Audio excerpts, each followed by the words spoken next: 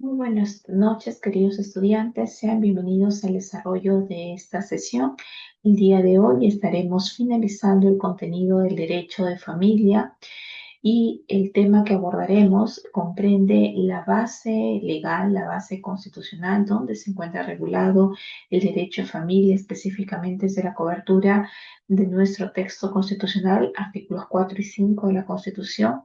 Y adicionalmente hablaremos sobre las principales instituciones del derecho civil que reconoce el derecho de familia, como el matrimonio, la unión de hecho, la patria potestad, la filiación, los grados de parentesco, etcétera. Entonces, el día de hoy nos acercamos no solamente a lo que ya hemos ratificado en todas las demás sesiones, al concepto de familia, sino que ingresamos a estudiar las bases jurídicas o las bases legales de las distintas instituciones que agrupan, que condensan el libro 3 del Código Civil. Bien, en la sesión número 16 se denomina familia, noción, origen y evolución de su regulación.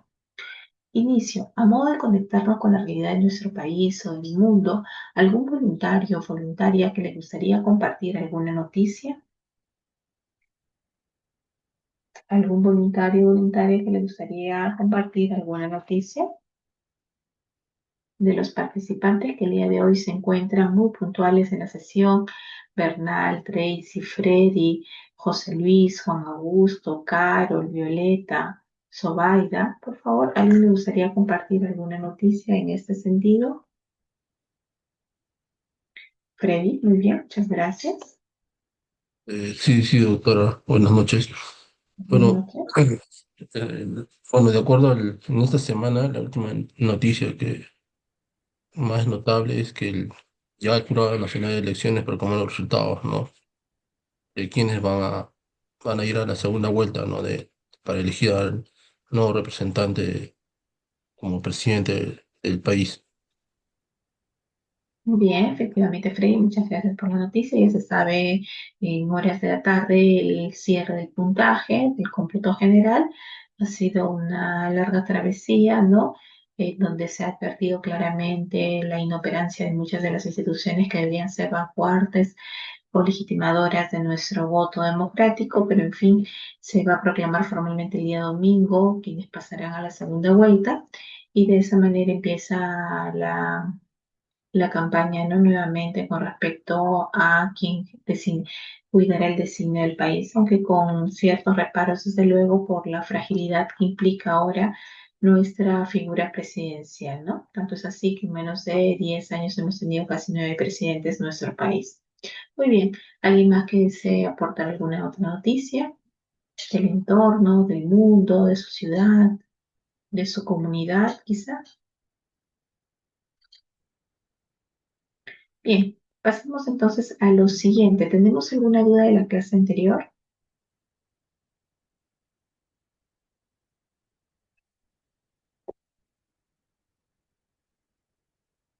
¿Alguna duda de la clase anterior que tratamos en la sesión anterior?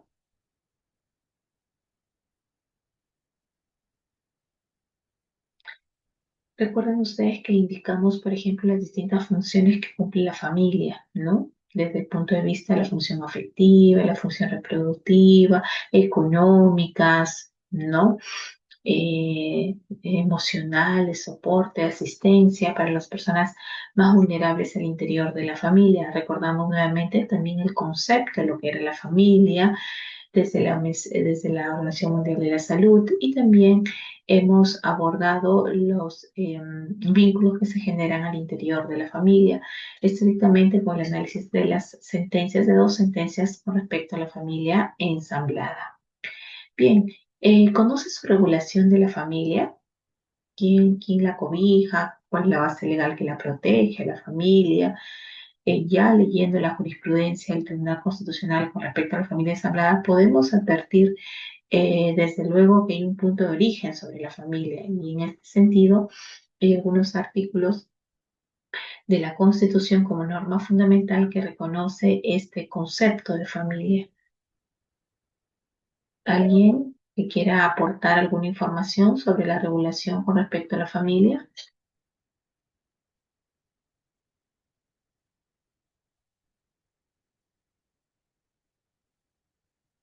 ¿Mm?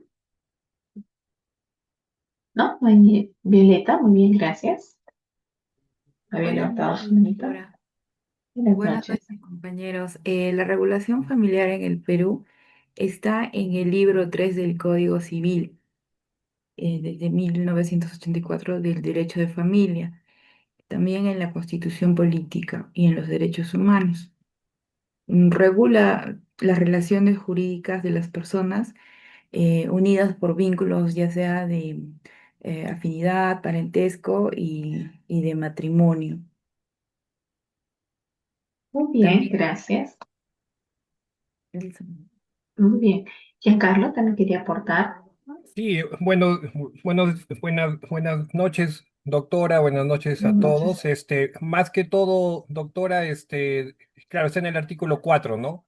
De la Constitución, o sea, y es lo que nos señala expresamente es que la comunidad y el Estado protegen, entre otros, a la familia y promueven el matrimonio, reconociéndolo como instituciones o institutos fundamentales, ¿no? Y sus principios constitucionales claves son principios de protección de la familia, promoción del matrimonio, amparo de las uniones. De hecho, lo que usted nos aportó, de acuerdo a los interrogantes que le hicimos, está en el artículo 5, ¿no? Y la igualdad de los hijos del artículo 6. Más que todo eso, docente, gracias. Muy bien, Lindell, efectivamente, ¿no? Todos estos derechos que reconoce la familia y que han sido positivizados en nuestro Código Civil a través del libro 3, conforme lo dijo su compañera, parten su punto de origen en la Constitución y el reconocimiento de los derechos sociales, como el cual encontramos el derecho a la familia, la incorporación de la unión de hecho. Recuerden ustedes que recién la unión de hecho se incorpora a partir de la Constitución del 79, ¿no? El reconocimiento a nivel normativo, a nivel constitucional, y es por eso muy importante porque se tiene una apertura a distintos enfoques, no solo el tradicional o el clásico a través del matrimonio, sino la apertura de relaciones que pueden cimentarse en el tiempo, que tienen casi idénticas finalidades que el matrimonio, pero que no haya habido desde luego el acto formal como tal, ¿no? Pero la perdurabilidad en el tiempo, la unión continua, que sean libres de impedimento, hace de que nuestro derecho equipare a esa unión de hecho desde el punto de vista sustancial como si fuera un vínculo matrimonial. Gracias. Utilidad. El estudiante tomará conocimiento sobre lo que es la familia y cuál es su regulación, conocimiento que le servirá para la clase y a lo largo de su carrera profesional.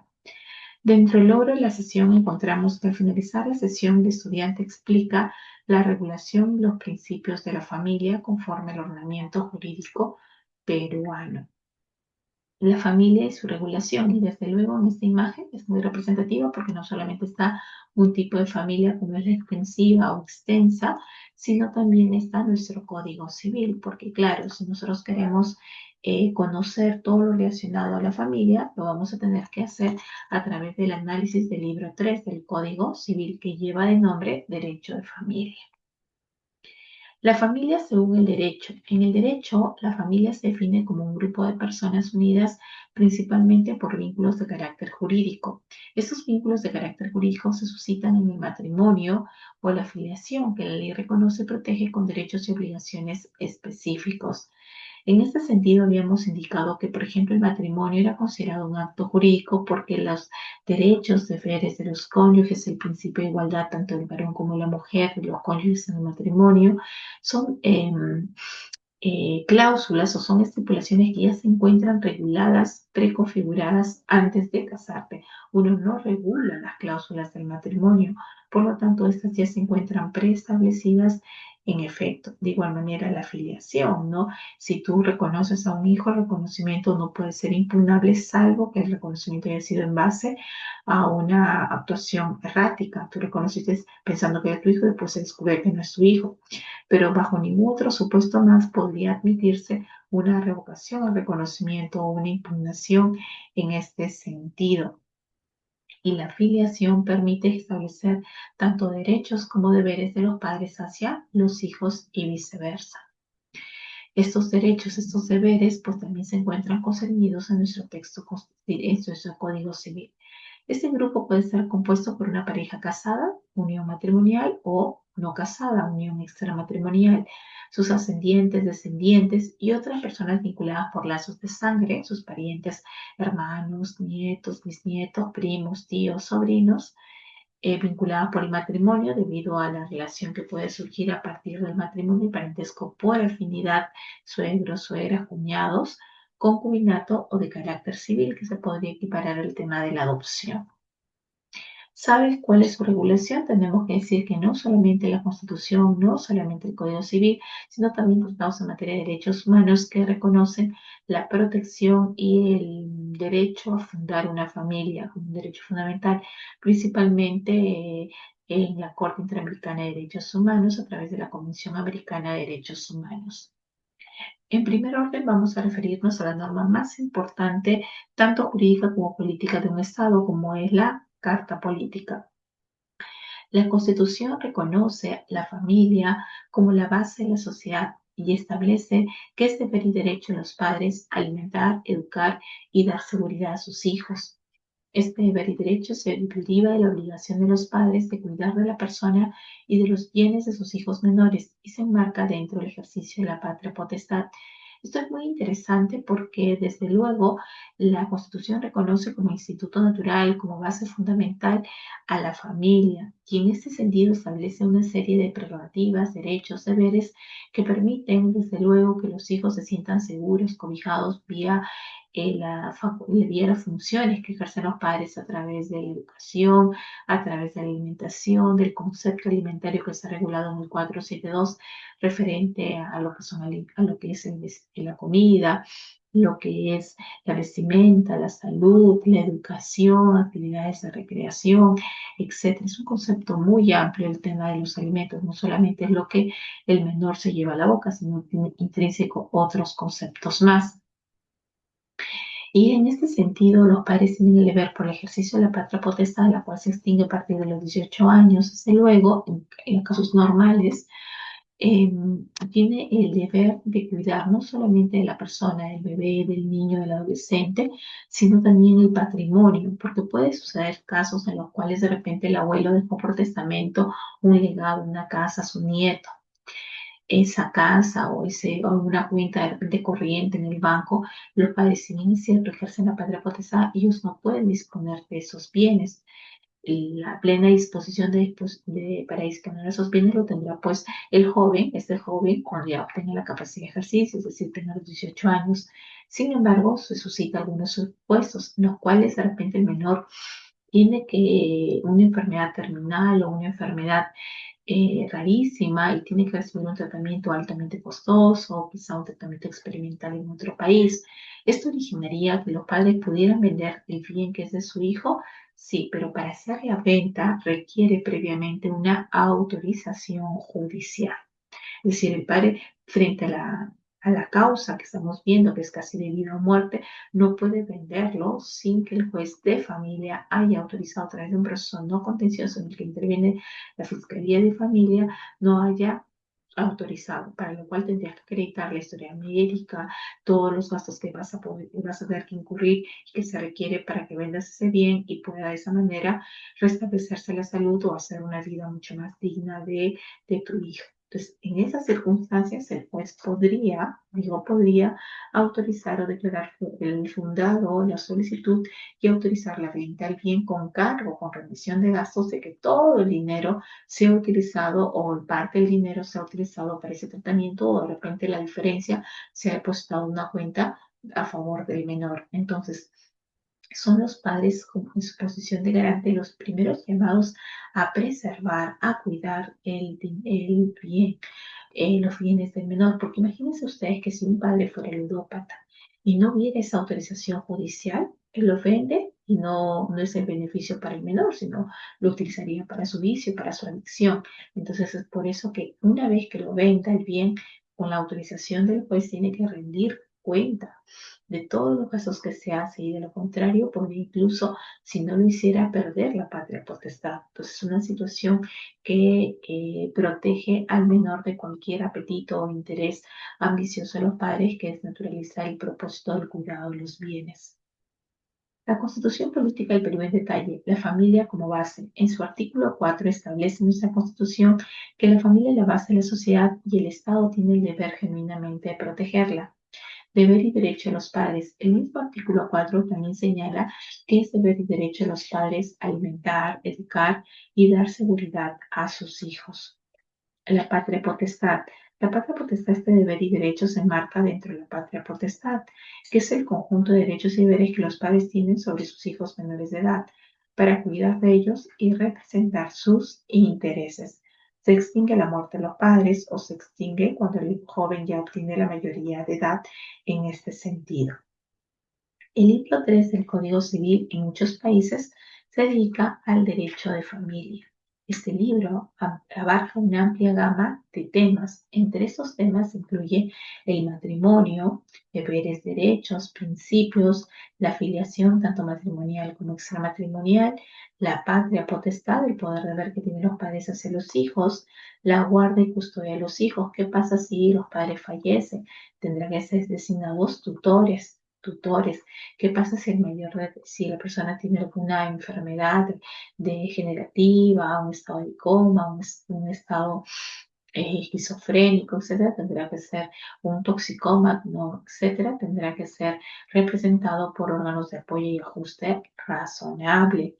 Si no es posible, tendrá que ser declarado interdicto y nombrársele un curador procesal. Son figuras que se encuentran dentro del ámbito del derecho de familia. El régimen patrimonial de la familia. Recuerden ustedes que hay bienes propios, bienes sociales, que dentro del matrimonio se puede escoger el régimen de sociedad, si quieres un régimen social o un régimen de separación de patrimonios. Esa es la posibilidad. En cambio, en la convivencia, tú no puedes escoger el régimen. La ley te impone el régimen que es equiparable a la sociedad de gananciales. La disolución del matrimonio a través de las causales, ¿no? El 333 del Código Civil con respecto a las causales de divorcio, ¿no? En este sentido, el adulterio, la conducta deshonrosa, el abandono injustificado, entre otras. Y las relaciones que deben darse entre padres e hijos. En su artículo 233 establece que la regulación jurídica de la familia tiene como objetivo contribuir a su consolidación y fortalecimiento, en armonía con los principios y normas establecidos en la Constitución Política del Perú. En esencia, este artículo sienta las bases para que la legislación peruana proteja y apoye a la familia como una unidad fundamental de la sociedad, ¿no? Entonces, el Código Civil refuerza la normativa que ya se estaba con la Constitución, previamente de la Constitución de 1979, y de esta manera es entendido el concepto de familia como una unidad sostenible, como una unidad social que busca el bienestar de sus integrantes. El artículo 223 en detalle, su objetivo es fortalecer y consolidar la familia, alineando la regulación legal a los principios constitucionales. La armonía con la Constitución. La regulación legal de la familia debe estar en consonancia con las disposiciones de nuestra Carta Fundamental y la base para la protección familiar. Este artículo sirve como fundamento para que la legislación peruana establezca normas que protejan y apoyen a las familias.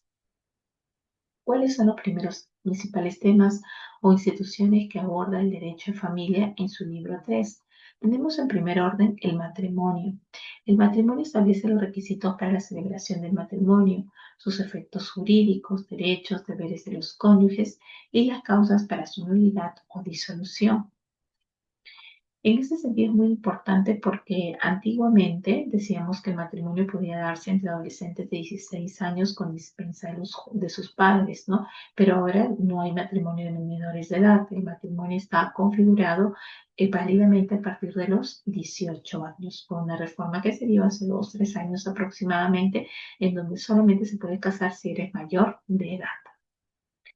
Y las causas, desde luego, para su nulidad, en el caso de que la persona no haya cumplido con los requisitos formales que exige el matrimonio, los testigos, la publicación de testigos que conozcan a los futuros cónyuges, etcétera, ¿no? Las publicaciones y toda la formalidad que requiere a través de la autoridad municipal. La filiación. Define los diferentes tipos de filiación legítima, no legítima. Se refiere a la filiación matrimonial o no matrimonial, ¿no? Antes decía, eres un hijo ilegítimo, ¿no? Ahora, pues se dice, eres un hijo extramatrimonial, porque el término ilegítimo es un término peyorativo, ¿no? Discriminatorio en ese sentido. Por eso que se opta por hablar filiación matrimonial, nacidos dentro del matrimonio, y extramatrimonial, nacidos fuera del matrimonio, así como los derechos y deberes de los hijos y los padres, derecho a alimentar a sus hijos, el deber de alimentar a sus hijos, educarlos en principios, valores, ¿no? Desde luego, y la de prodigarles amor, afecto y la reciprocidad que se manifiesta cuando los padres ya no puedan solventarse y sean los hijos quienes atiendan a sus padres en ese deber de cuidado. La adopción regula el procedimiento para la adopción, los requisitos que deben cumplir los adoptantes y adoptados y los efectos de la adopción. Esto es muy interesante porque debe haber un límite temporal entre la edad del adoptante y el adoptado, que no puede superar los 18 años. Bien. Y aquí hay algo interesante, hubo un caso muy interesante en donde no superaba la edad de la madre que quería adoptar, o sea, la mujer que quería adoptar era la hermana de su que lo quería adoptar como hijo a su hermano. Entonces, ¿qué había pasado en esa circunstancia? Que no había la diferencia de edad de 18 años entre el adoptante y el adoptado. Y si tú aplicabas el rigor de la ley, no podría adoptar. Pero era la única persona que lo había tenido desde que nació, le había prodigado amor, afecto, trabajaba para quien es su hermano, pero que él lo quería adoptar como hijo. Y al final el juez, a través del control difuso, el juez de familia, él le concede la adopción, porque la diferencia de edad no era 18, era como de 15 años la diferencia de edad, ¿no? 5 y 20 años, pues 15 años, ¿no? Cuando la ley debería decir a partir de 18, tendría que ser 18 más 5, 23. Entonces, en esa medida, y lo que quería era evitar que el menor vaya a un centro de albergue, una situación de esa naturaleza, y por eso quería que se diera la adopción, un caso real. Entonces, es por eso que a veces los criterios de la ley se pueden flexibilizar en casos concretos, porque al juez se le faculta el ejercicio del control difuso y no aplicar la norma legal y preferir la norma constitucional, como en este caso el derecho al reconocimiento de una familia. Otros temas de la familia que se encuentran en el libro 3 es la patria potestad. Establece los derechos y deberes de los padres con relación a sus hijos menores, incluyendo la guardia, custodia, educación e información, así como el sostenimiento de los hijos. Guarda y custodia. Define las circunstancias en las que un juez puede decidir sobre la guardia y custodia del menor y determinar a quién se le confiere. Lo que se conoce también como el tema de la tenencia, ¿no? Tenencia. Ambos padres pueden ejercer la patria potestad, pero la tenencia puede ser compartida o puede ser realizada por uno de ellos. De igual manera, si frente a una circunstancia en que se extinga la patria potestad, los menores antes de ir al albergue deben votarse en sus miembros de su familia si alguien lo quiere acoger para que sea a través de un proceso de familiar tutelar, ser designado su cuidador, ¿no? Su tutor. Otros temas importantes abarca aspectos como el régimen patrimonial del matrimonio, los derechos y deberes de los miembros de la familia, la tutela y curatela de personas discapacitadas. Principios clave de la protección de la familia. El principio de igualdad de derechos. Por eso les decía que este Código Civil es un código no discriminatorio, ya que reconoce los mismos derechos tanto a hijos matrimoniales como a hijos extramatrimoniales, alimentarios, hereditarios principalmente. Protección integral de los menores. El Estado y la familia deben garantizar la protección integral de los niños, incluyendo salud, bienestar y educación. Obligación de sustento y educación. Los padres tienen la obligación de alimentar, educar y dar seguridad a sus hijos. Respeto y asistencia a los padres. Los hijos tienen el deber de respetar y asistir a sus padres. Protección frente a la violencia familiar. Se deben establecer mecanismos de prevención y sanción para la violencia doméstica. Y en ese sentido se ha avanzado mucho, ya que existe la regulación penal que sanciona la violencia integral de los grupos familiares. Incluso se considera violencia la propaganda, en contextos de violencia familiar, la realizada por el ex conviviente o el ex esposo contra la ex esposa o la ex conviviente. Entonces, también se equipara el ex conviviente o el ex cónyuge dentro de este grupo de personas que podrían agredir a entornos, a miembros de su familia, ¿no? Y eso sería lo más importante en este sentido, los principios claves de protección de la familia, respeto y asistencia a los padres, En el caso de sustentado en el principio de reciprocidad, cuando se encuentran en situaciones de incapacidad, no pueden subsistir, o sea, no pueden solventar sus propios gastos o subsistir en base a sus ingresos, requieren que los hijos lo puedan asistir, protección frente a la violencia familiar, igualdad de derechos, protección integral de los menores y la obligación de sustento y educación, que es un deber genuino de los padres, ¿no? Digo genuino porque también vemos un incremento altamente a nivel nacional de los procesos de alimentos. Y recuerden ustedes que los procesos de alimentos, de acuerdo a nuestro Código Procesal Civil, es un proceso sumerísimo, pero de sumerísimo no tiene nada, porque tiene una larga data, ¿no? Hasta que se tenga una sentencia y esa sentencia tenga la calidad de cosa juzgada, pueden pasar 1 año y medio, 2 años, y después el desencanto, porque la pensión alimenticia fijada por el órgano jurisdiccional es una pensión exigua, es una pensión diminuta para algunos. Pero recuerden ustedes que el tema de la pensión de alimentos está en función a dos criterios. En virtud de las necesidades del alimentista, que pueden ser muchísimas desde luego, pero también lo más importante está en función de las posibilidades del demandado. Entonces, si un demandado gana un sueldo mínimo, no puedes esperar que tengas una pensión alimenticia de 900 soles.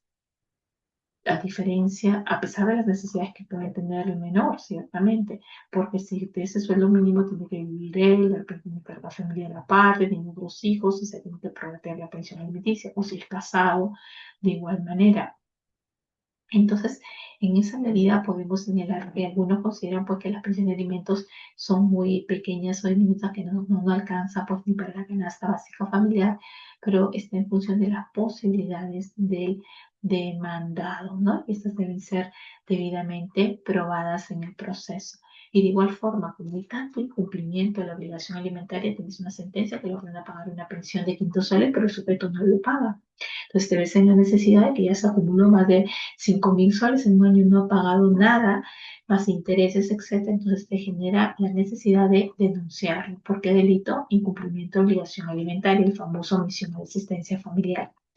Y esta denuncia conlleva a que si no cumple con pagar nada durante el proceso, ni el 70% de esta liquidación, entonces se abre la cárcel para él, porque las deudas no tienen prisión, excepto las obligaciones alimentarias, las deudas provenientes de alimentos. Es la única forma para que se le prive libertad viable, lícita, si eres deudor, no de una obligación civil, no de una obligación del banco, sino de una obligación que nace, origen en un proceso de alimentos. Bien, eso es lo importante en este sentido.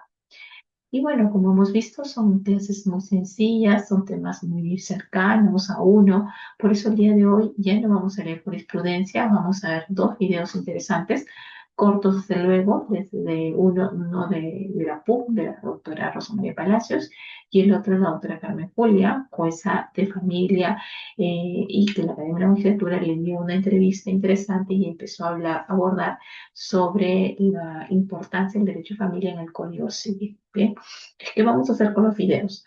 Como antes se les daba una jurisprudencia para que lean, ustedes deben ser muy atentos a los videos y extraer a través de sus equipos de trabajo las ideas más importantes de esta presentación. En uno de ellos habla del doble matrimonio y en otro sobre el derecho de familia en general. Entonces, de manera individual, vamos a escuchar los videos todos en el club, en la clase, y ya cuando van a plataforma a formar sus equipos de trabajo, las ideas más importantes, principales de los dos videos. Bien, de esa manera lo hacemos mucho más interactivo, teniendo en cuenta que solamente se reunirán en la sala ya no para escuchar los videos, sino simple y llanamente para compatibilizar y ordenar las ideas que van a exponer en ese sentido. Bien, ¿entendimos la dinámica de la actividad del día de hoy? Sí, Miss. Muy bien, entonces vamos a empezar con el video. Lo voy a colocar también en el chat, el primer video, el link, porque realmente puede haber que alguien no lo escuche bien, etcétera. Entonces, para evitar más inconvenientes, yo lo coloco en el link. De todas formas, vamos a compartir. Un ratito, por favor.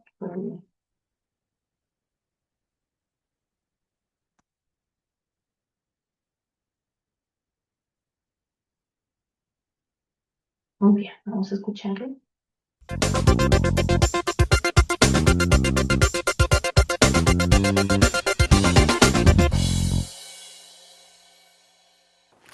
Hola, bienvenidos al Derecho y al Revés. Hoy vamos a continuar nuestra serie sobre la institución del matrimonio civil. Hablaremos de los deberes y derechos que nacen del matrimonio y del régimen patrimonial que lo rige.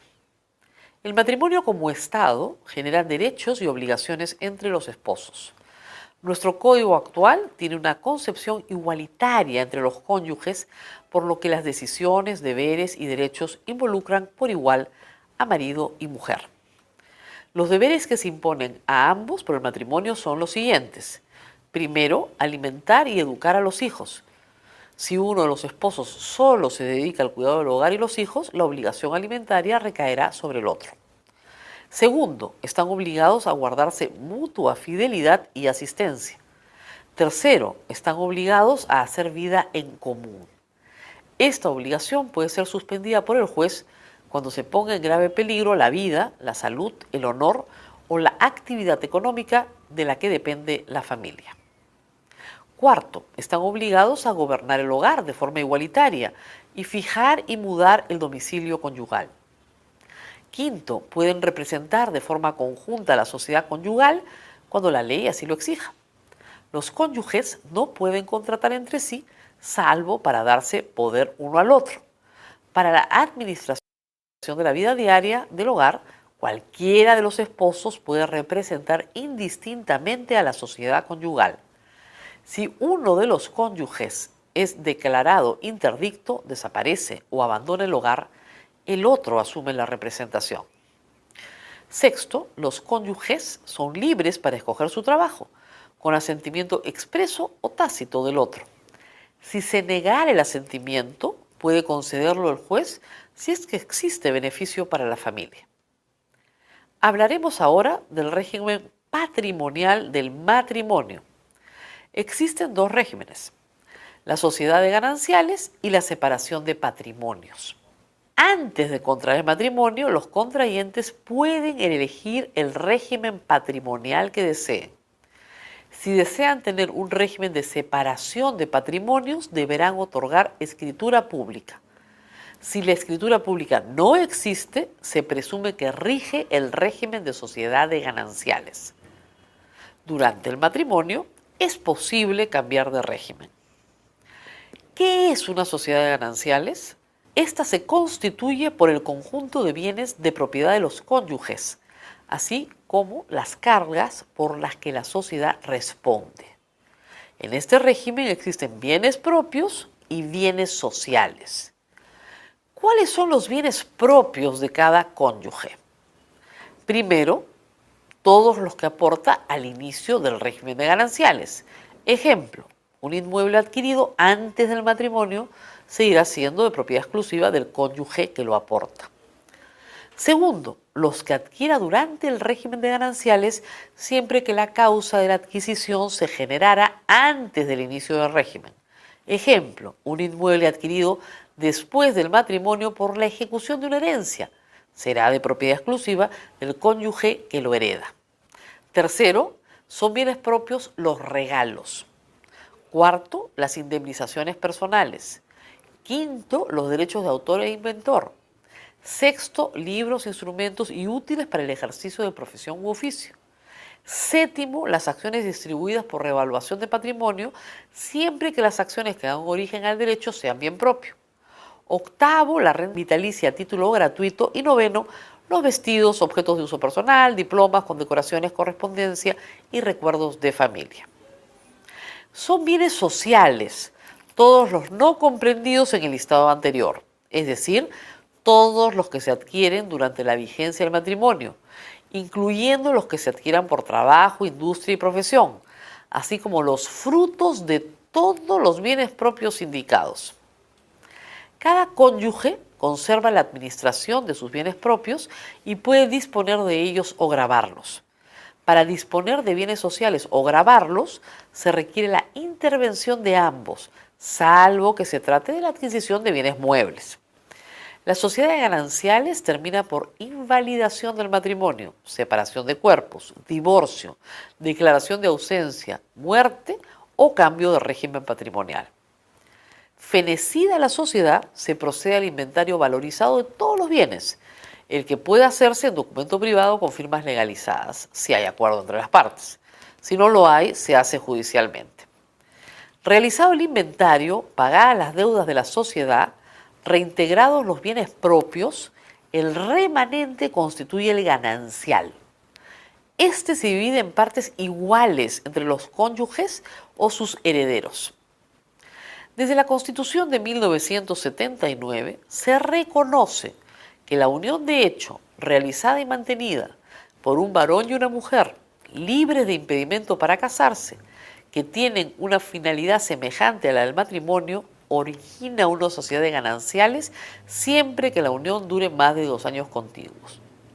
El fenecimiento de esta unión genera los mismos derechos que la liquidación de una sociedad de gananciales, pese a que no existió el acto del matrimonio.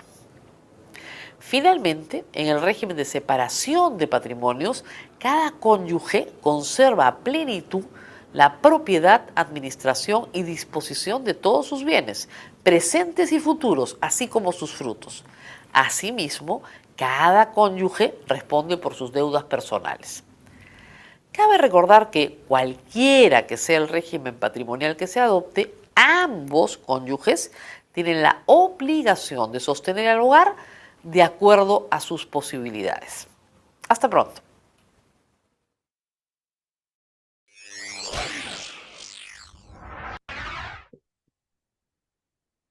Muy bien, como hemos podido advertir, es un video que ha tratado sobre el matrimonio, ¿no? Principalmente, cuáles son los derechos, deberes, los principios que rigen, y se ha extendido también a señalarnos la naturaleza de los bienes que pueden emerger dentro del matrimonio, como los bienes propios y los bienes sociales, ¿no? Y a qué se ha identificado como bien propio, por ejemplo. En el caso en concreto podríamos decir, si por ejemplo, ¿no? Estamos hablando de que Pedro se casó con María y Pedro antes de casarse tenía un departamento, su departamento soltero, y lo alquila, por ejemplo. El alquiler es un fruto civil, desde luego, del inmueble. Imaginemos, le pagan 2.000 soles por alquiler. Ese alquiler no es un bien propio. Las ganancias de un bien propio, si está casado, corresponde a la sociedad de gananciales. Pero si, por ejemplo, Pedro vende el departamento, el valor de ese bien, imagino que lo vendió a 50.000 dólares, ese dinero le corresponde exclusivamente a Pedro. Pero los frutos civiles o el alquiler corresponde o se reputa a la sociedad de gananciales. ¿Bien? Entonces aquí vamos a colocar el otro video en ese sentido. Y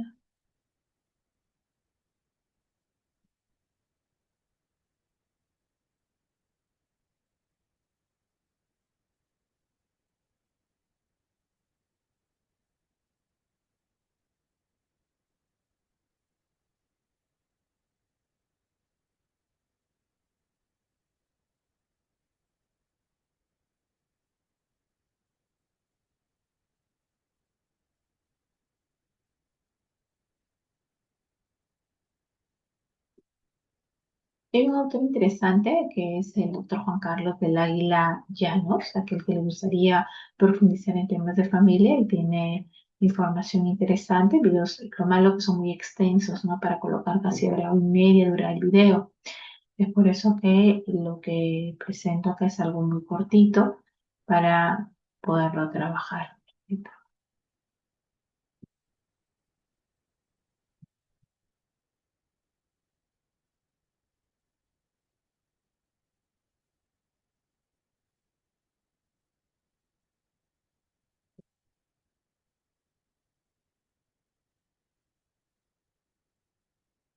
Me he separado y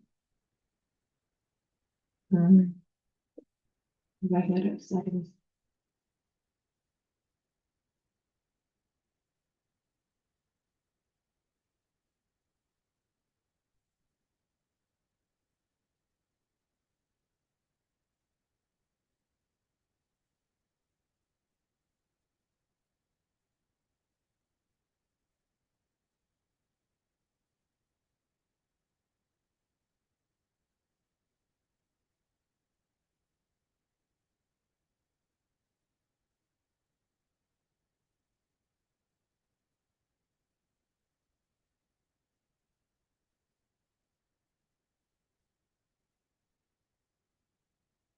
Y me encontré de la MAG. La MAG es la Academia de la Magistratura que forma a los magistrados del país. Bien, voy a compartir el link aquí para que también lo puedan revisar por su cuenta.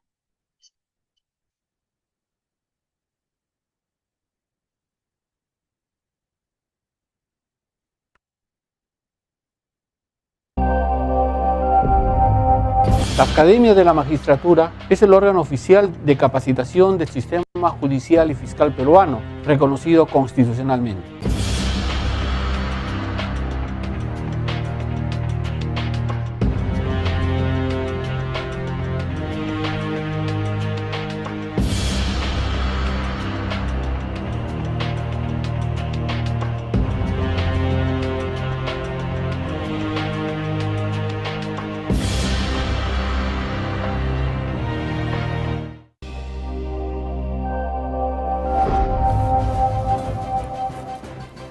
Bienvenidos a Referente Jurídico, programa producido por la Academia de la Magistratura de la República del Perú. Una institución natural con la cual todos nosotros nos identificamos y que resalta permanentemente a lo largo de los siglos es la institución familiar. La familia no es un invento del derecho, la familia no es un invento... Este sábado 23 de mayo vive la quinta edición del CONET ULIMA. Descubre cómo nuestras maestras digamos, de alguna característica ajena a la naturaleza humana, sino que más bien es la consecuencia del proceso de evolución. Y sin embargo, esta debe ser comprendida desde el ámbito jurídico para poder regular sus características desde su formación hasta pasando por los procesos de evolución hasta su decaimiento. Sin embargo, hay que tener en consideración que a pesar de estar relacionadas existen diferencias significativas entre lo que constituye la familia y el matrimonio, instituciones diferenciadas. Para hablar de estos temas, el día de hoy contamos con la grata presencia de la doctora Carmen Julia Cabello Matamala.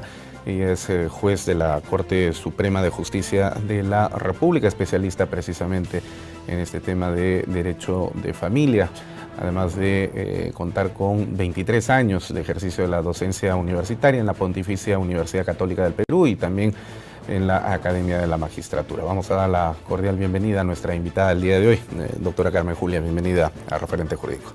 Gracias, doctor Pacheco, por la cordial invitación que me permite tener un contacto con su importante audiencia. Gracias.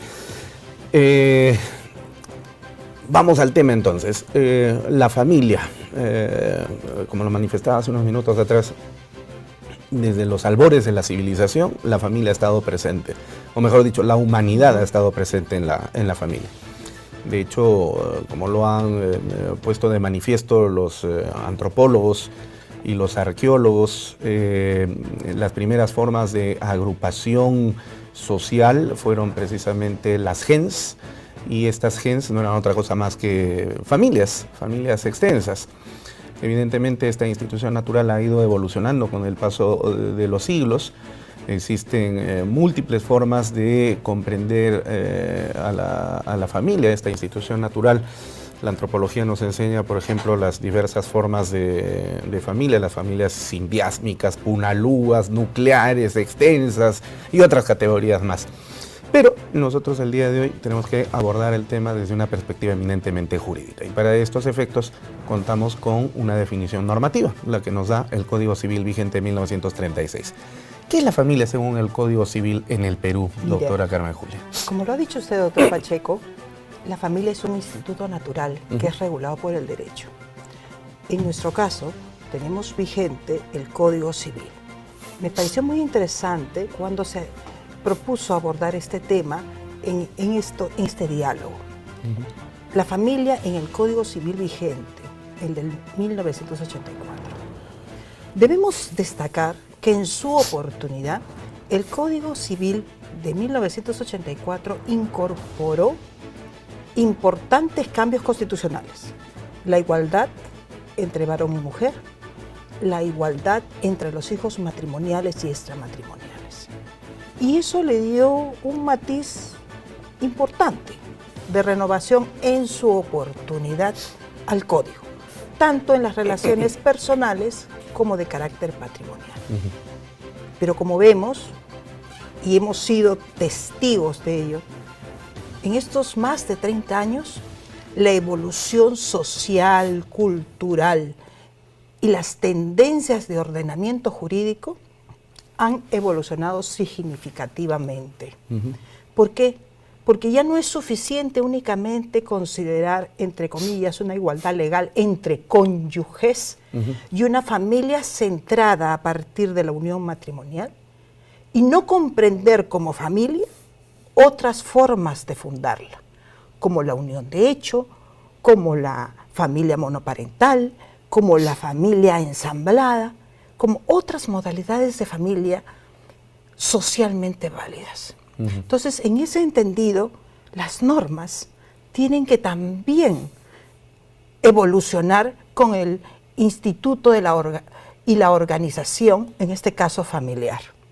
Lo mismo ocurre con el tema de la relación con la infancia, porque si bien es cierto, se establecieron un similar tratamiento para hijos matrimoniales y extramatrimoniales, la visión respecto a la relación entre el Estado, la familia y la infancia fue de manera importante, de manera significativa, visionada a través de la Convención de los Derechos del Niño, que es del 89, y que precisamente es posterior a ese código.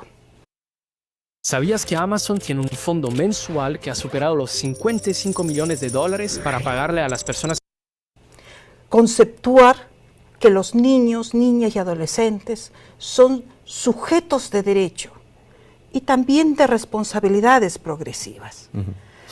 En un mundo, en este contexto, hacia una familia democrática, en una relación de coparentabilidad, en donde los niños y adolescentes tienen que ejercer progresivamente sus derechos de ciudadanía, es que nos planteamos qué cambios se requieren en el Código Civil que nos regula. Y máxime como operadores de justicia, doctor Pacheco, porque nosotros vivimos muchas veces la dificultad de resolver causas porque hay normas que vigentes resultan anacrónicas, resultan insuficientes. Por eso podemos decir que gracias a la especialización de nuestros operadores de justicia a nivel nacional, porque los jueces especializados los hay en las 33 cortes y desde hoy comentábamos las 34 cortes. Con la creación del Distrito Judicial de Selva Central. Que precisamente próximamente se implementará. Uno de los grandes aportes de la justicia ha sido la justicia, integrar la justicia del niño y adolescente a la justicia de familia, ¿no? Entonces, en ese entendido, tenemos que desde una perspectiva transversal, constitucional, en varios aspectos vinculados particularmente a la filiación, se han desarrollado importantes sentencias de control difuso a fin de precisamente consagrar el respeto y la preeminencia de los derechos fundamentales de las personas en relación a derechos de carácter legal. Ahora, en este cosmos, ¿no?, que usted ha puesto de manifiesto,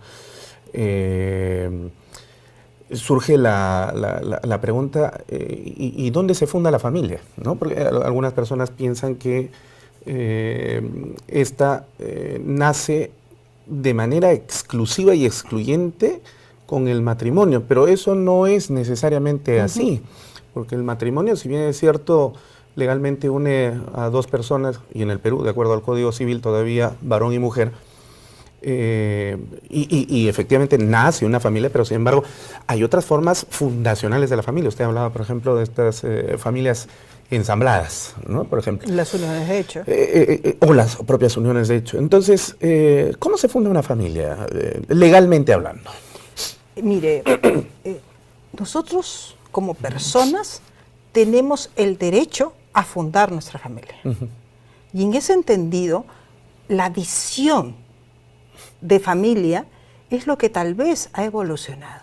Entonces, desde esta concepción de matrimonio como elemento eje de la familia, a considerar precisamente que la familia es el seno de desarrollo de las personas que la integran. Y recordemos que ¿cuál es el fin del Estado y de la Constitución?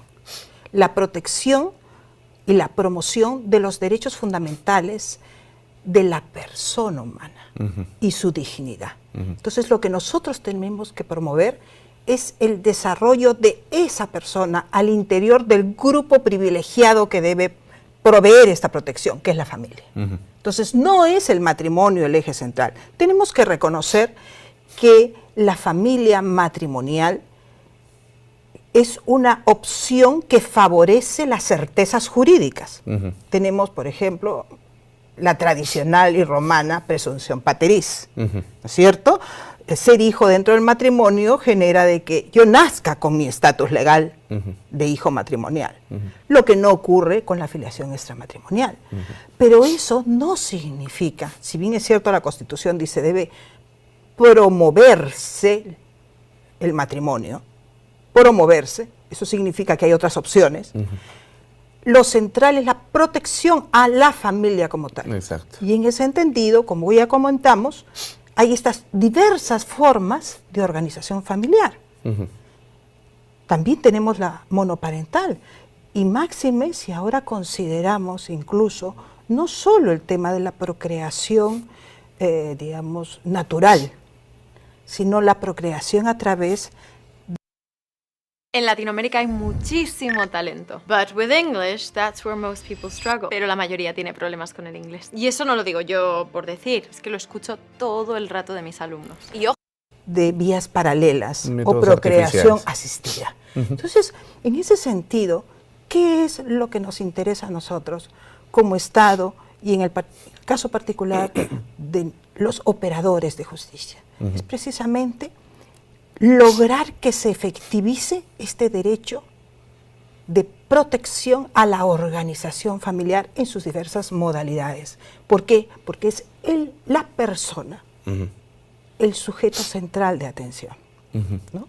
Y particularmente, como sabemos, los niños, niñas y adolescentes, ¿no?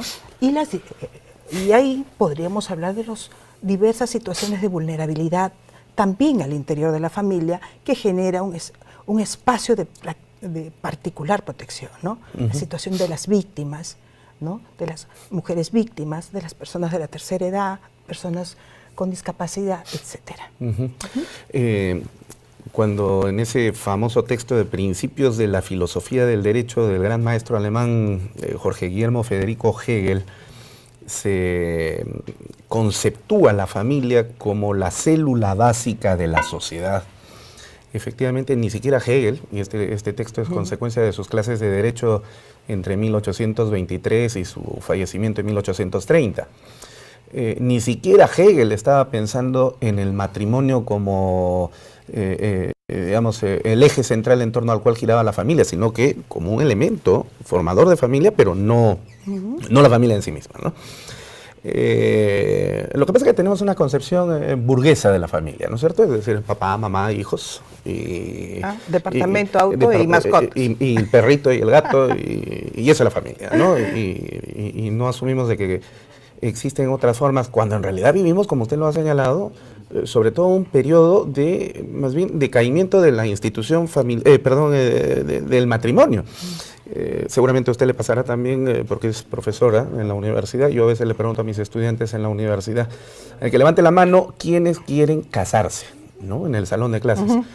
Y de los 30 o 30 y pico estudiantes que hay en el aula, levantarán la mano pues 3 o 4 personas, ¿no? Y estamos hablando de jóvenes entre 27 a 30 años aproximadamente. Es decir, pero ninguno de ellos tiene fuera de la mente la idea de formar familia, que es otra cosa, ¿no? Entonces, hay relación, sí, entre familia y matrimonio, pero parece que a veces cada vez empieza a generarse una desconexión mayor, sobre todo en un mundo como este tan pragmático, utilitarista, ¿no es cierto? Y el matrimonio, el tema del que tenemos que hablar en el siguiente corte, sigue generando todavía ciertas polémicas, porque mientras varones y mujeres no se quieren casar, hay grupos más bien de las comunidades LGTBI que quieren casarse, ¿no? Y claro, es su derecho, pero... Es un derecho mientras de va por un lado, elegir la forma en que quiero constituir mi familia. mientras la corriente del matrimonio va en decaimiento, por este otro lado más bien va en ascenso. Vamos a hablar de ese tema del Perfecto, matrimonio, pero con mucho gusto. si me permite vamos a hacer ahora un corte comercial, ¿le parece? Magnífico. Ok, bueno, no se vayan, regresamos en el referente jurídico.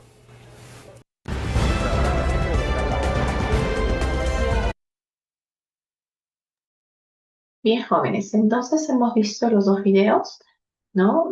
La introducción de lo que era lo que es el derecho de la familia y el primero de ellos centrándose exclusivamente en el matrimonio. Lo que queremos en este espacio práctico va a ser cortito, es unas 2, 3 ideas principales que han fijado ustedes con respecto a los videos, ¿no?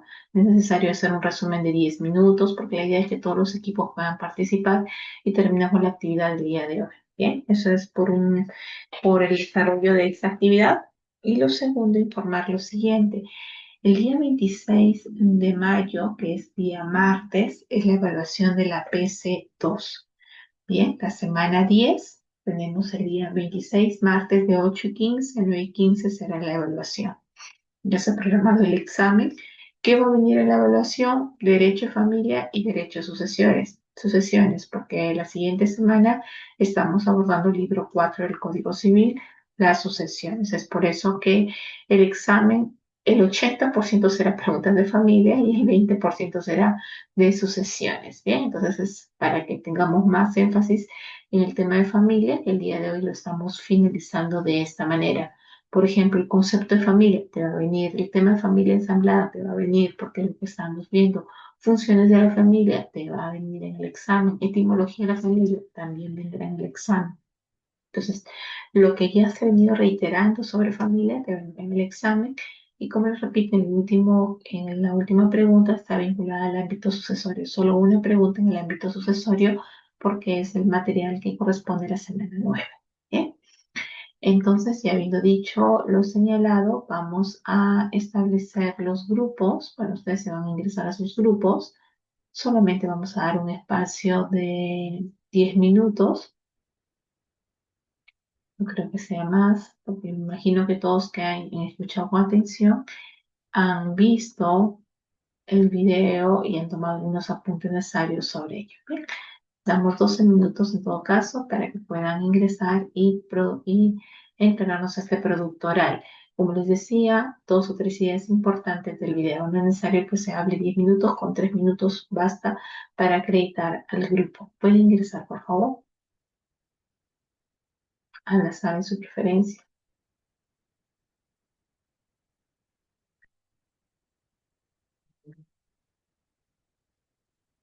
Vamos mucho más.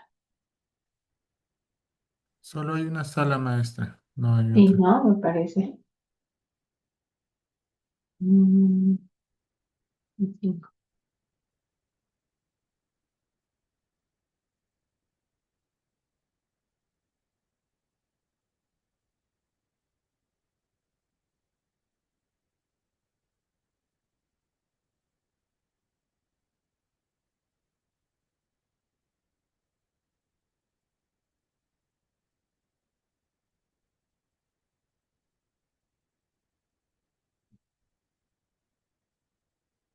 No sé cómo se habrá hecho, pero porque lo voy a hacer otra vez. Pero ustedes ya ingresaron a las salas, porque solo tengo 19 participantes. Doctora, buenas noches. A mí me falta Sara para... Doctora, yo soy del grupo 4, pero no está. Hay 3 salas. Ya, no, tiene una próxima. Sí, me parece que están ingresando todavía. Sí, sí está ingresando, que lo puedo ver. Por favor, ingresemos a su sala.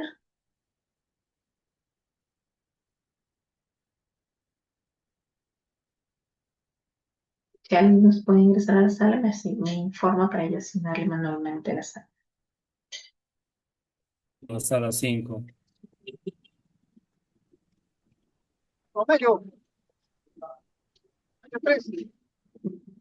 Ah, no es sala 5, solo sala 4.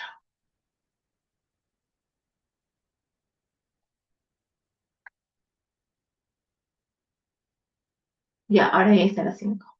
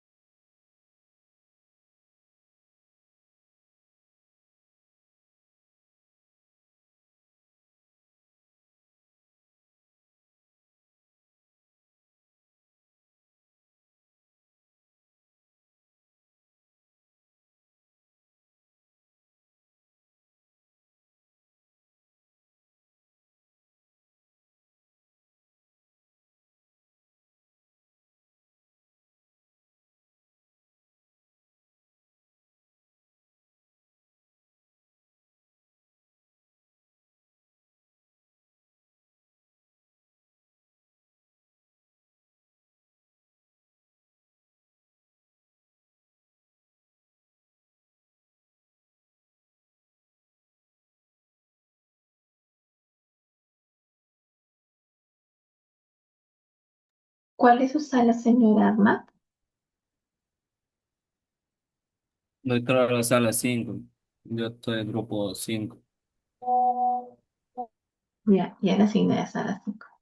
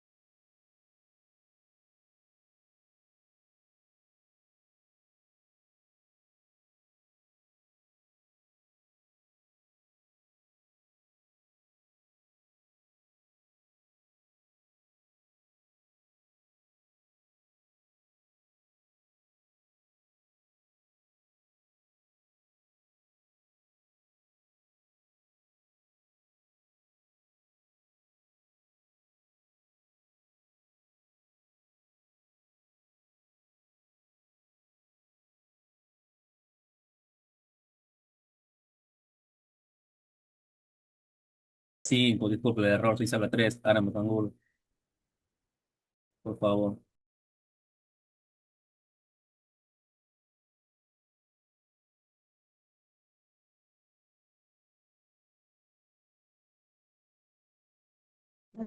Miss, buenas noches, ¿me puedo unir a la sala uno, 2?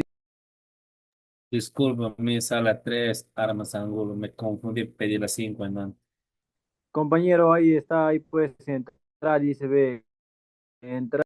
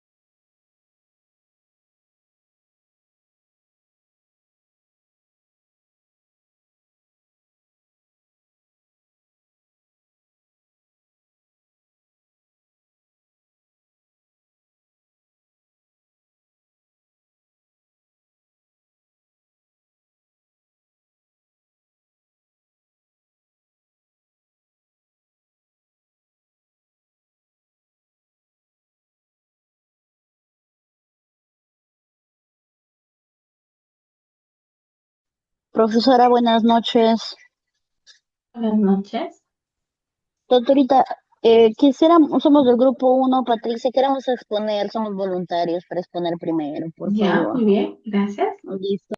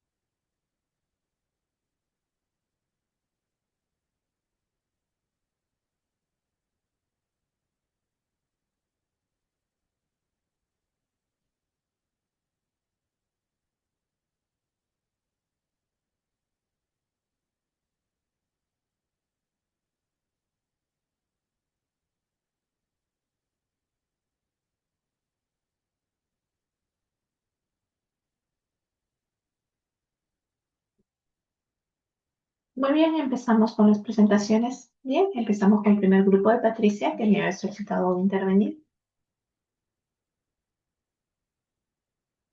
Sí, profesorita, un segundito, por favor, y le enviamos el PPT.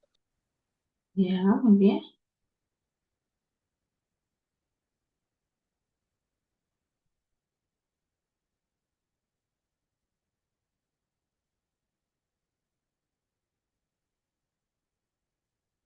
Ya se visualiza. Pueden empezar. Buenas noches, doctora. Buenas noches, compañeros. Vamos a realizar la exposición de nuestras ideas principales, los integrantes del grupo.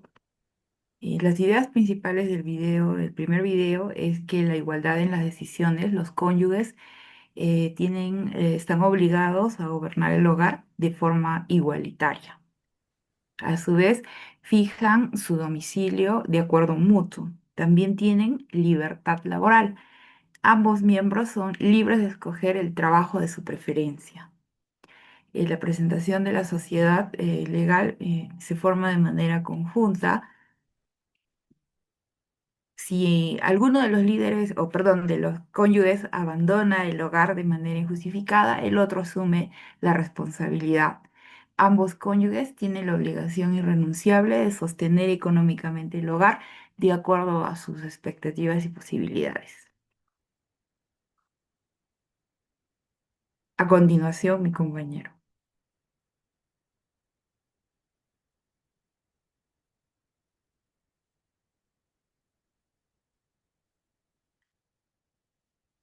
Tu audio, Jan. Al, al que le toca esta parte es a Carol. Ah, ok, ya, bueno. Bienes propios, todos aquellos bienes aportados individualmente, ¿no? Al inicio del matrimonio o adquiridos posteriormente con título gratuito, o sea como donaciones o herencias. Tenemos lo que es bienes sociales, ¿no? El conjunto de bienes de propiedades compartidas y adquiridos con el esfuerzo mutuo, así como también las cargas, las deudas y por las que responden, ¿no? La sociedad civil.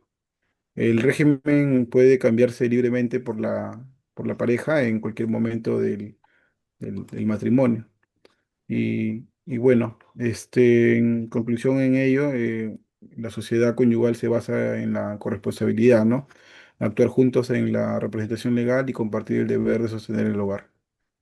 Gracias. Ya, ok, a mí nos ha tocado como grupo analizar el video 2, ¿no? O sea, vale la pena mencionar que la doctora da una definición de familia más estructurada, ¿no? Que indica que la familia es un instituto natural regulado por el Código Civil de 1984 y lo más plausible y lo más importante que rescata ella es que la igualdad entre el hijo matrimonial y el hijo extramatrimonial, ¿no? O sea, que hay una igualdad entre ellos, lo cual es lo más plausible, ¿no? Y así como se puede apreciar las ideas principales que hay en el video 2, que es la integración de la justicia del niño y del adolescente a la justicia de la familia, ¿no? La familia se funda de diversas maneras, tenemos el derecho a fundar nuestra familia, pero el concepto ha evolucionado, ¿no? Constante con el tiempo. El matrimonio es el elemento eje, pero la familia es el seno del desarrollo de las personas que la integran. El objetivo es la protección de sus derechos y logra efectivizar la protección de los derechos de la persona como sujeto central, generando protección en los casos de vulnerabilidad o riesgo, ¿no? Y concluye con lo que ya mencioné, ¿no? Gracias. Bien, muchas gracias. ¿Podría colocar, por favor, la primera presentación para fijar los integrantes? La primera diapositiva. Sí, vale mencionar, doctora, de que todos hemos participado, sino que nos hemos turnado en exponer en esta vez, pero la próxima ya exponen distintas personas. Ya, muy bien.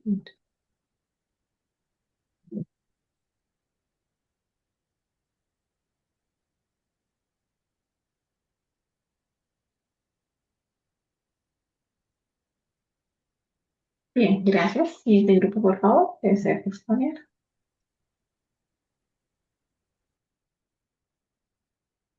¿Algún otro equipo que quisiera presentar su trabajo o realizar el trabajo de sus videos? ¿Algún otro equipo? Doctora, buenas noches. Y yo quiero dar un Ujú. aporte. Somos el grupo, bueno, es la sala 3, ¿Ya? ¿no? Eh, en el primer video, ¿no? Un punto importante es que en la Constitución de 1978, la unión de varón y mujer, es la unión de hecho, ¿no? Origina una sociedad de gananciales a partir de la convivencia de 2 años, ¿no? Y también el otro punto importante es que nuestro Código Civil establece que la concesión va a ser igualitaria, que va a emerger también deberes y están obligadas a guardar mutua fidelidad a la familia, ¿no? Las familias no pueden contratar también entre sí, salvo que se emerja un poder. También un punto que tomé desde la Constitución de 1988, que establece la igualdad entre hombres y mujeres, la igualdad también entre los hijos patrimoniales e hijos extrapatrimoniales. Lo más importante que establece en el Estado es la protección de la dignidad humana en la familia. Este es un punto que quería presentar por mi grupo, doctor. Grupo número 3, la sala número 3. Bien, gracias. ¿Quiénes son los integrantes de la sala número 3, por favor? Los hijos son matrimoniales y extramatrimoniales, no patrimoniales. Bien, Disculpa, doctor Lucas. ya vamos viendo aquí. Déjame Aguilar. Doctora, bueno, Dígame. somos del grupo 4. El problema que nosotros hemos desarrollado mediante nuestro celular, pero no tenemos para enfocar, porque no teníamos la laptop. No sé si podríamos exponer así. Claro, sí, así como ¿Sí? los puntos de los compañeros, claro, no era necesario Ya, hacer somos acá. del grupo, doctora, buenas noches, compañeros, buenas noches. Este, vamos, de acuerdo a lo que hemos nosotros comprendido a raíz del video. Voy a exponer y después le voy a dar pase a mi compañera. Ya estábamos hablando del tema de la familia, ¿no? Entonces, la familia es la unión, como dice, es la unión de dos personas, ¿no? Que están, que a propia voluntad se unen. Es la unión de dos personas, los cuales, jurídicamente es la Ya, unión voluntaria, ¿no? ¿Y cuáles son sus deberes que tiene en el matrimonio? Es en el matrimonio, perdón, doctora, en el matrimonio es la unión de voluntaria de dos personas para hacer su vida en común. ¿Y cuáles son sus deberes? Es la fidelidad, la cohabitación, la vida común que tienen que tener, el sostenimiento del hogar, ¿no? Y la unión de estos hechos es que el varón y la mujer, por a lo menos 2 años continuos, genera ya una sociedad que viene a asimilar, ¿no? Que requieren el impedimento del matrimonio para su reconocimiento oficial. Y le doy pase a mi compañera que va a resumir la otra parte del, del resumen que hemos entendido.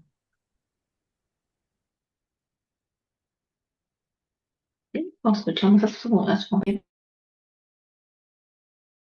Compañera.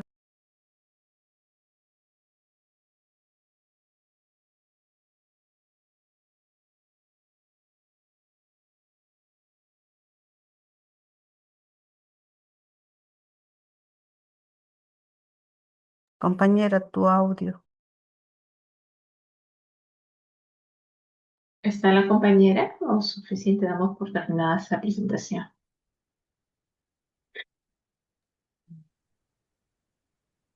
Claro, cuando se refería a su compañera al inicio como familia de dos personas, no, el concepto era de matrimonio, porque recuerden ustedes que la familia no solo está compuesta por dos personas, puede ser una extensión de familia, puede ser mayor número de integrantes, etcétera, de acuerdo a la perspectiva del enfoque que se tiene de la familia.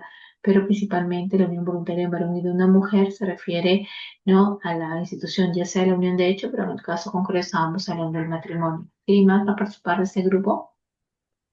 Sí, para terminar, doctora, ¿no? Eh, Claro, en una familia tiene que, consiste también que en el Código Civil establece que todos los hijos también tienen los mismos derechos sin importar, ¿no?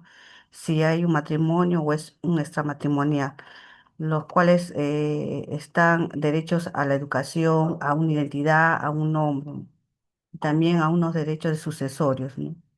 ¿Y cuáles son esos mecanismos de proteger, ¿no? Una familia? Es la patria potestad, donde se cuida y se representa a los hijos que son menores de edad, ¿no? La protección de ellos, ¿no? La protección legal para los que tampoco no tienen sus padres y así, ¿no? Es una obligación para toda persona es darle la vivienda, la vestimenta, la educación, la salud, la recreación. En esta parte quisiera terminar el tema de la familia, bueno, que es el núcleo de la sociedad y que da la ley a su garantía. Gracias, doctora.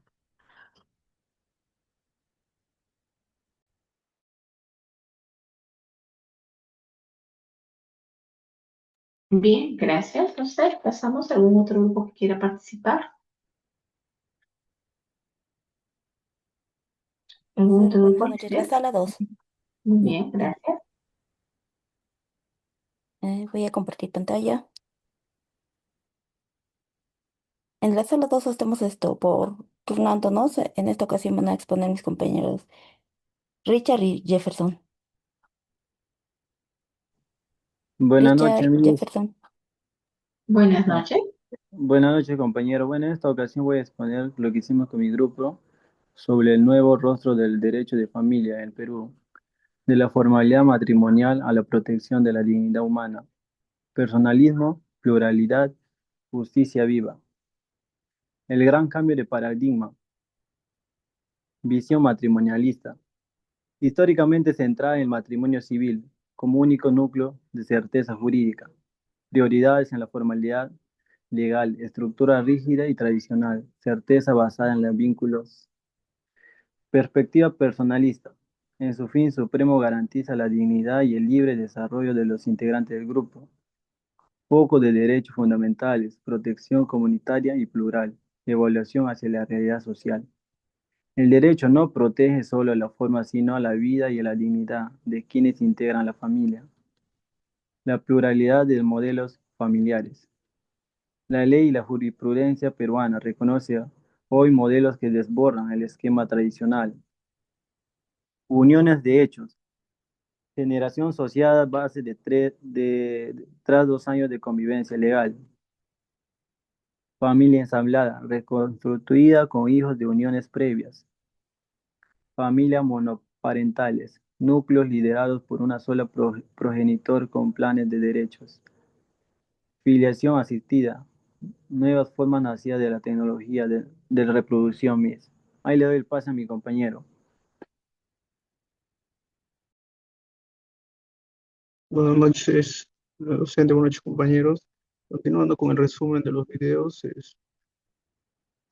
se puede concluir, ¿no?, que el juez es un agente de cambio, superando el código de 1984 ante la brecha temporal de un código redactado antes de hitos como la Convención sobre los Derechos del Niño de 1989. La magistratura actúa como una forma correctora. Pues esto quiere decir, ¿no?, que todos los derechos humanos, los derechos de la Convención de los Derechos del Niño, que fue creada, ¿no?, publicada en 1989, y el Código Civil es de 1984, puede que se haya creado unas leyes, ¿no?, que contradigan al Código del Derecho del Niño. Entonces el juez pues, tiene la capacidad, ¿no?, de corregir o actualizar algunas normas a las vivencias actuales, ¿no? También habla de un control difuso, que es lo que prima la Constitución, ¿no? Quiere decir que sea un proceso de tenencia de alimentos. eh, el juez, si observa entre el proceso o en el Código Civil alguna ley que contradiga a la Constitución, pues el juez tiene el deber de inaplicarla. Así también se habla de interés superior del niño, ¿no? Tutela preferentemente al niño y adolescente. Esto, bueno, nos da a entender que ante un conflicto judicial eh, que involucra, ¿no? a niños o adolescentes, el juez siempre va a tender a priorizar sobre el bienestar integral y la salud del desarrollo del niño. También nos habla de, bueno, lo que hemos visto en el video sobre la justicia viva de derechos humanos como un motor de actualización. Quiere decir que los derechos, ¿no? constantemente se vienen creando, actualizando y el juez tiene que estar, eh, bueno, el juez tiene la potestad de aplicar estos derechos de una forma más actualizada. Es todo, docente, gracias. Esas son las dos ideas que hemos extraído Muy de los bien, videos de la gracias. profesora. Muy bien, muy bien. Gracias. ¿Algún grupo adicional que va a sustentar? ¿Algún grupo Maestra, adicional? buenas noches. Buenas Quería noches. complementar del grupo 3 una pequeña diapositiva, por favor. Voy a compartirlo.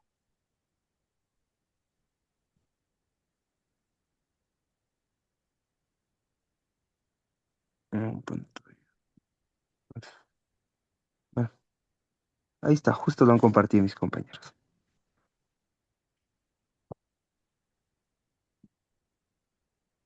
Ya. Empiezo, maestra. Acá el resumen tanto del video uno como del 2. Primeramente vamos a hablar lo que es el matrimonio y la familia, que es un enfoque evolutivo. En el enfoque evolutivo, el matrimonio como contrato social y legal. El primero que vamos a hablar, el contrato del matrimonio. El contrato del matrimonio va ahí a hablar sobre la seguridad jurídica y el apoyo muy mutuo. Entonces, ¿qué quiere decir la seguridad? Va a decir una certeza o predictibilidad de las normas. Va a asegurar al Estado que va a proteger sus bienes y derechos, tanto como el apoyo mutuo. Entonces, en las reglas de juego, ambos tienen que apoyarse y también tiene que haber una estabilidad y también una equidad. Entonces, el juez ahí va a intervenir solo cuando esa balanza se desequilibre o se rompe. Entonces, una resolución de conflictos patrimoniales o custodias tras una separación, terrenos, casas, y otra parte también hijos que pues están pertenecientes a ellos. Entonces empezamos con el segundo video, lo que es la familia más allá del matrimonio. En el matrimonio ya no es el exclusivo, el eje central. Está ahí el compromiso, el, lo que son los monoparentales que el padre puede tener al hijo, o también las familias ensambladas, que también tienen ambos hijos, o otras diversidades, una dignidad humana van a vivir. Entonces, el derecho debe migrar hacia un enfoque constitucional a través del Código Civil y también la Constitución que va a estar ahí y la dignidad humana. Un ejemplo, vamos a poner el reconocimiento de derechos a parejas de hecho y a familias monoparentales. Ya, maestra, esa es la pequeña resumen, un complemento de lo que ha expuesto mi compañero. Muchas gracias. Muy bien, gracias a usted. Por favor, ¿me puede colocar la primera diapositiva para registrar los apellidos del grupo? Listo, maestra. Muchas gracias. Ahorita la envío. Gracias, muy bien.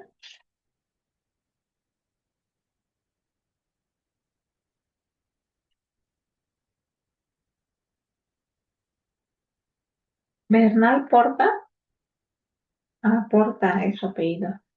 Paterno. Paterno. Flores.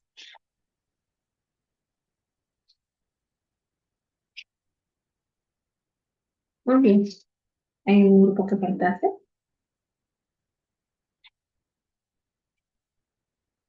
¿Hay un grupo que faltase?